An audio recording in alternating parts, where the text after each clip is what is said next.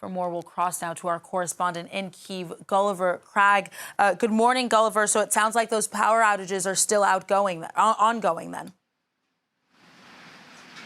Absolutely. On Sunday, the Kyiv city authorities said that they had stabilized the situation and would be returning to scheduled power cuts of not more than 5 hours in duration at a time, but that doesn't seem to have happened in Kyiv, really. The power outages for many people are lasting longer than 5 hours. The electricity companies have said that they're going to be putting the power on for just 2 to 3 hours at a time. In fact, that's in order to share out the electricity evenly and make sure that places like hospitals can be prioritized and have power all of the time. The system is clearly still under very great strain, and in fact it's rather unevenly distributed in terms of the power outages. My building, for example, after the last wave of big attacks on Wednesday, was without power and heating for several days without it coming on at all, but then once it came on, it has,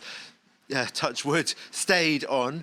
Just down the street, though, there are buildings really not more than 500 meters away, which are without power most of the day. They just have it on for a couple of hours. It's because the electricity distribution system in the Ukrainian capital is very arcane and complicated, depending when buildings were built or renovated. So it's really very hard for people to know, actually, when they're going to have power, if they're going to have power. And it's a stressful situation, but one that Ukrainians are trying to affront as stoically as possible, with various different kinds of systems being put in place to live without electricity.